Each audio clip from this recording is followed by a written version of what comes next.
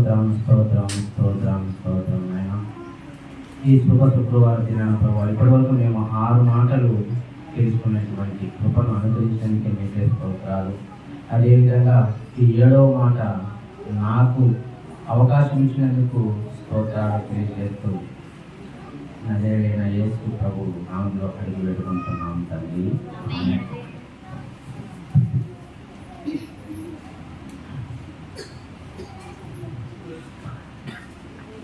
యేసు ప్రభుల వారు శిలువ మీద 6 గంటలు యేసు ప్రభుల వారు శిలువ మీద 6 గంటలు ఆయన ఉన్నాడని మనము అనుకుంటూ ఉన్నాము. 3 గంటలు వచ్చేసి సన్లైట్ లో ఉన్నట్టు, మిగతా 3 గంటలు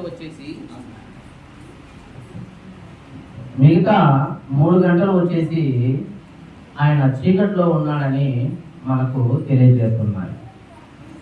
అయితే ముందు ఈ 7 మాటలు ఒకసారి గమనించినట్లయితే 3 మాటలు వచ్చేసి ఆయన చుట్టూ ఉన్నటువంటి వారితో మాట్లాడినాడని అని మనకు తెలుస్తుంది.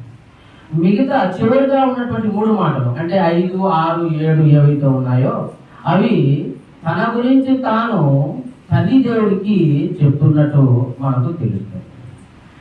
మిగిలిన 4వ మాట ఏదైతే ఉందో అది డిక్లరేషన్ గురించి ఇక్కడ తెలియజేస్తుంది.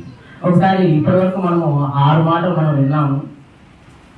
7వ మాట ఉన్నట్టయితే నా ఆత్మ నీ చేతికి అప్పగిస్తున్నాను అని తల్లితో చెప్పినటువంటి మాట.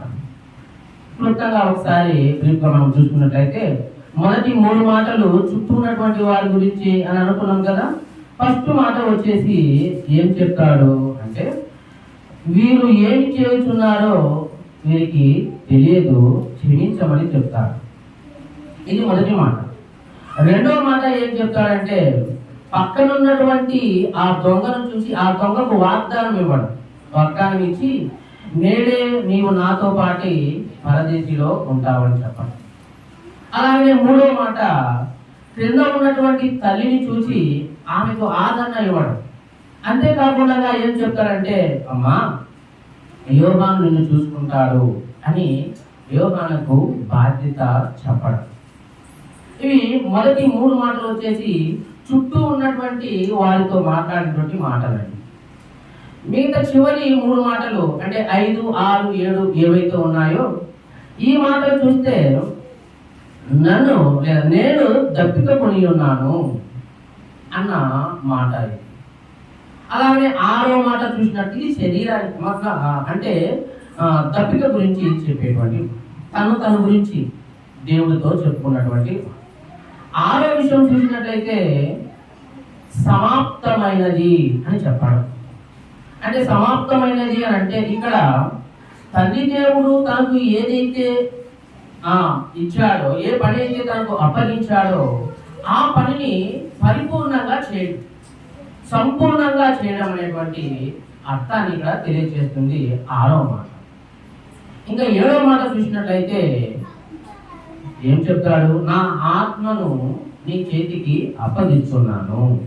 మిగిలిన ఈ 3 మాటలు, చివరి 3 మాటలు కూడా తన గురించి తాను తల్లి దేవుడితో మాట్లాడినటువంటి మాట. ఇంకా మిగిలిన 4వ మాట ఉంది చూసారా, ఇది డిక్లరేషన్ సంబంధించినటువంటి మాట. ఇదేం చెప్తుందంటే నా దేవా నన్ను ఎలా చెయ్యి విడిచితివి అనేటువంటి ఈ మాట. ఈ 7 మాటలు కూడా చాలా చక్కగా ఉన్నటువంటి మాటలండి. ఇలాంటి మాటలు మనము ఈ శుక్రవారం దినాలనే అంటే గుడ్ ఫ్రైడే రోజున మనం చెప్పుకుంటాము. అది ఈ అవకాశం కూడా నాకు కల్పించినందుకు ధన్యవాదాలు. అదేవిధంగా 7వ మాట గురించి మనము తెలుసుకుందాం. ఈ 7వ మాటకు వెళ్ళే ముందు మనము ఒక విషయాన్ని 7వ మాట ఏమనుకున్నాం మనం? ఏమనుకున్నామండి? నా ఆత్మను మీ చేతికి అప్పగిస్తున్నాను అని. అలాగా చెప్తున్నటువంటి ఈ తరుణంలో ఫస్ట్ చూస్తే చాలా మంది ఏమనుకుంటా ఉంటారంటే యేసు ప్రభువు వారిని చంపినారని చెప్తూ ఉంటారు కదా. చివరికి అపోస్తలు అంటే శిష్యులు కూడా ఇదే మాట అనుకుంటారండి. ఏమని? యేసు ప్రభువు వారిని చంపేశారు అని. మరి అది నిజమా? చూస్తే ఒకసారి అపోస్తలుల కార్యం 2వ అధ్యాయం 23వ వచనంలో, అపోస్తలుల కార్యములు 2వ అధ్యాయము 23వ వచనంలో చూడండి.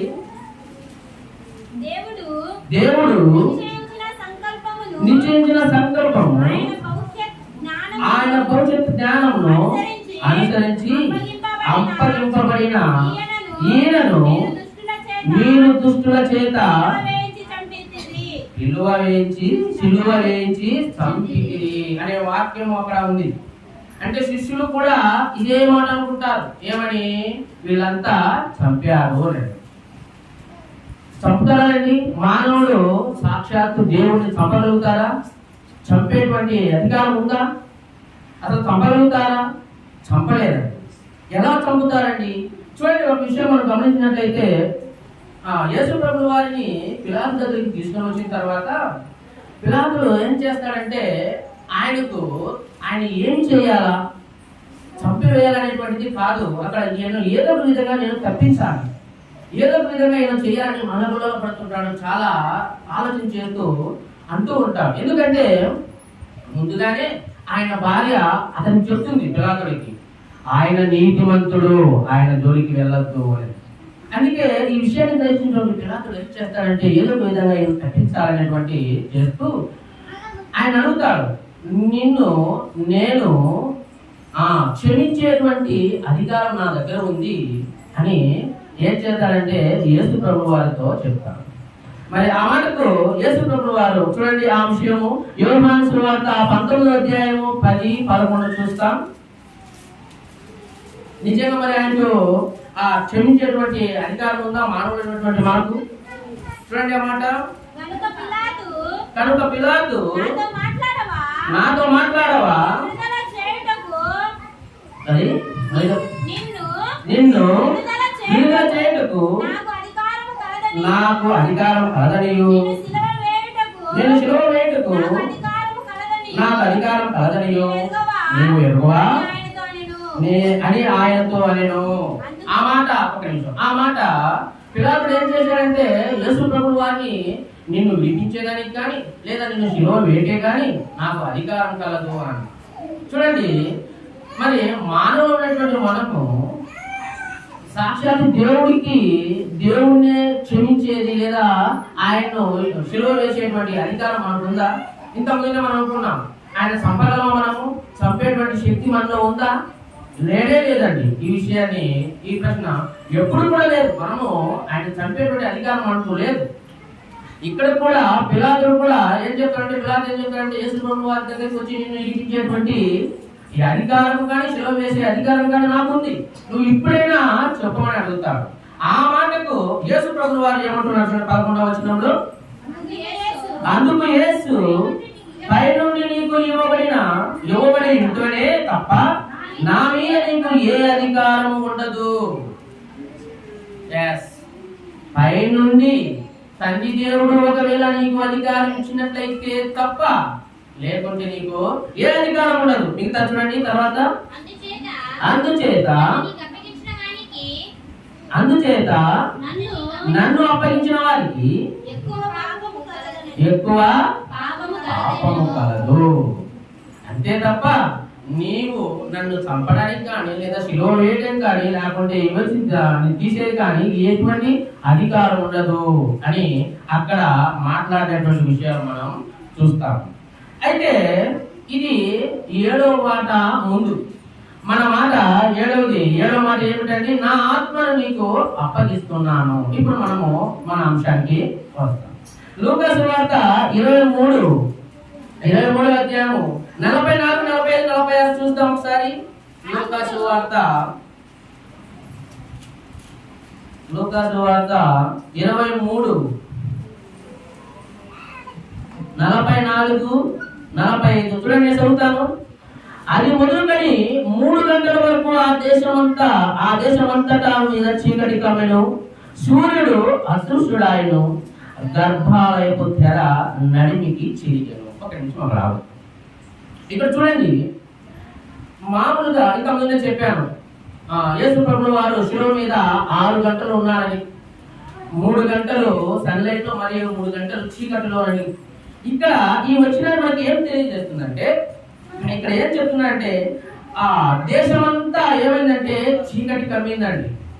చీకటి కమ్మి ఆ గర్భాలయం ఏదైతే ఉందో, యెరూషలేము దేవాలయం ఏదైతే ఉందో, ఆ దేవాలయంలో అక్కడ ఉన్నటువంటి ఆ తెర ఏమైందంట, నడుముకు చినిగిపోయినదంట. అంటే యేసు ప్రభువు వారు మరణానికి అతి సమీపంలో ఉన్నటువంటి ఆ తరుణంలో ఒకవైపు యేసు ప్రభువు వారిని ఆ కొండ పైన ఏమవుతుందంటే అక్కడ శిలువ మరణించబోతున్నాడు. ఇక్కడ యెరూషలేము దేవాలయంలో ఈ తెర ఏదైతే ఉందో, గర్భాలకు తెర నడికి ఏమైందంట, చిరిగిపోయిందండి. అది మానవులు మాత్రం ఎవరికి సాధ్యం కాదు. అంటే ఇక్కడ నిలువుకి ఇలాగా ఒక గోడ మాత్రం తెర మాత్రం ఉంటుందంట. ఆ తెర చాలా శక్తివంతమైనది మరియు చాలా బలంగా ఉండేటువంటి తెర. కనీసం మానవం అనేటువంటి మనం దాన్ని కూడా తాకలేనటువంటి పరిస్థితి. అటువంటిది ఆ గర్భాలం ఏమైందంట, నడికి ఏమైందండి, చినిగిపోయింది. మరి దీనిలో ఉన్నటువంటి పరమాత్మ ఏమిటి, అసలు ఇలాగా చినిగిపోవడం కారణం ఏమిటి అని అంటే, పాత నిబంధన ప్రకారం ఏం చెప్తుందంటే, మనకు పవిత్రమైనటువంటి ఈ దేవాలయము అతి పవిత్రమైనటువంటి తండ్రి దేవుడి స్వర్గం, అదే లోకానికి మార్గము సుగమమైనదని అర్థాన్ని తెలియజేస్తుంది. పవిత్రమైనటువంటి ఈ దేవాలయం నుంచి అతి పవిత్రమైనటువంటి తండ్రి దేవుడి దగ్గరికి తీసుకుపోయేటువంటి ఆ మార్గాన్ని సుగమయం చేస్తుందని మనకు దీని యొక్క సారాంశం తెలియజేస్తుంది. అంటే ఇక్కడ లేఖనాలు సెలవిచ్చిన విధంగా నా మార్గము నా మార్గము నేనే మార్గము అనేటువంటి సత్యాన్ని ఇక్కడ తెలియజేస్తుందండి. అంతేకాదు 45 చూద్దాం ఒకసారి. 45 గర్భాలయపు తెర నడిమికి చినిగెను. అప్పుడు యేసు గొప్ప శబ్దంతో కేక వేసి, తండ్రి నీ చేతికి నా ఆత్మను అప్పగించుకొనుచున్నాను నేను. ఆయన ఇలాగా చెప్పి ప్రాణము విడిచెను అనేటువంటి మాట ఇక్కడ చాలా స్పష్టంగా చూడబడింది. ఇంతకుముందు మనం ఏమనుకున్నాం, వేరే వాళ్ళు చంపారు, మనుషులు చంపారు. కానీ ఇక్కడ నేను ఒక క్వశ్చన్ వేస్తున్నాను, మనం చర్చించుకున్నాం.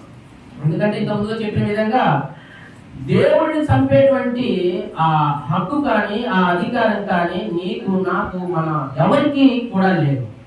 ఆయన ఏమైనా చనిపోయేదానికి, ఆయన ఏమైనా తప్పు చేశాడా మర్డర్ చేసేదానికి, లేదా ఆయన సూసైడ్ చేసుకునేదానికి ఏమైనా అయిష్టంగా ప్రాణాన్ని ఏమైనా అర్పిస్తున్నాడా?